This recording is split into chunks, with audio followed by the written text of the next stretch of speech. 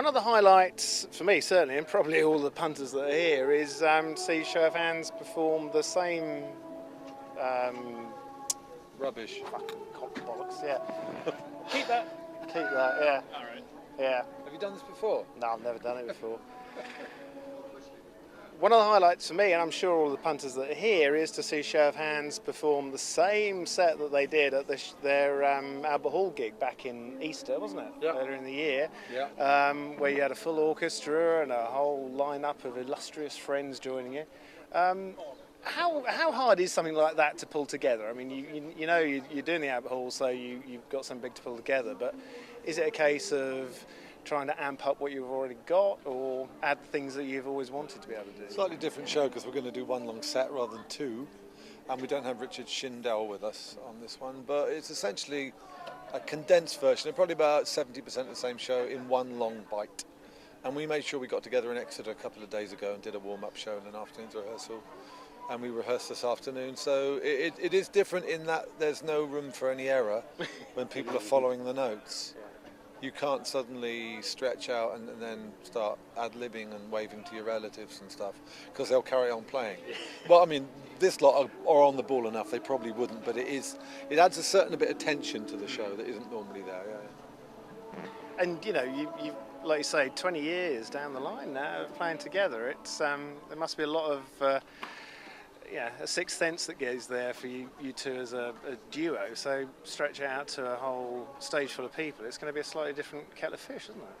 I would say so, yes, but as Steve says, these guys and girls are very, very much on the ball. Also, this particular lot, the Urban Soul Orchestra, are a kind of pool of very good classical musicians who do a bunch of stuff like this. You know, they might be playing with Rod Stewart another night or something like that. You know, they're the gang that you see often on things like Jules Holland and so on. Yeah. You know, the almost obligatory string section that rock and roll shows seem to have these days, you know. But it's highly relevant to what we do, because Matt Clifford's written some beautiful arrangements for them, and effectively sort of been our MD for the whole show, really. Shrewsbury they like special events. You know, Neil's already talking about the new album, trying to put together the lineup that included the Americans and Martin Simpson the year after next. Right. He said, yeah, as long as it's just us and no one else. Yeah. You know, not other buggers going to book it. So he's always thinking of projects and angles, which is what makes this festival so unique. Yeah. Really, they're always coming up with different ideas, and they said we want the show, you know, so this is why we're here. And by God, we've given them one. Yes, absolutely. And yeah, I mean the festival does do that thing where they have the projects that go on, and the Songhouse earlier in the year, and that's you can see that's influenced a lot of people's careers over the last year or so. So it's quite an impressive thing, isn't it? Yeah, it is. Well, certainly the American element in the new record is fed from working with Leonard and Caroline. And what you realise working with Americans, it's much more format based. You know, you're playing within a chord and a melodic sequence that's quite familiar, and it's what you say within that sequence which is challenging, whereas the English stuff is very, very open in where it will go rhythmically and from a chordal sense. So it's a different sort of way of working. And of course it gives you a chance to go all those American influences you love, isn't it? Well, watch this space.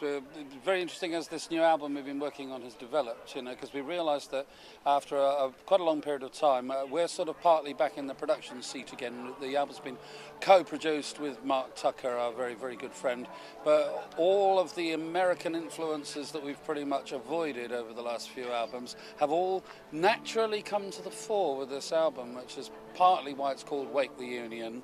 And I think people will be quite surprised when they hear this record. We first worked together in an Anglo-American group, Arizona Smoke Review, multi-instrumental 4-part harmony, who I think would probably clean up at festivals now with that sort of the Arizona's existed now. So we're used to being banjo driven, you know, and so we got a couple of things from Leonard on the album as well. But Leonard will work, you know, I sang that song The Cuckoo with him. Oh, the cuckoo, offbeat, you know, and all it is offbeat. And we've re-recorded 7 curses. All you're hearing is offbeat. So the American idiom is very familiar with that driven stuff, and then it's what you put inside it. Whereas with English stuff, well, what is an English rhythm? I mean, where do you go for that? You know, it's a different experience, but Well, look forward to seeing the massive production that's going to be at Shrewsbury. Massive production. It's Down huge. the line, yeah. It's gigantic. It's gargantuan. Ladies and gentlemen, you will enjoy its bigness. But we look forward to seeing the show tonight first. Yeah. Cheers very much. Thanks for talking. Cheers. See you in a bit. Bye.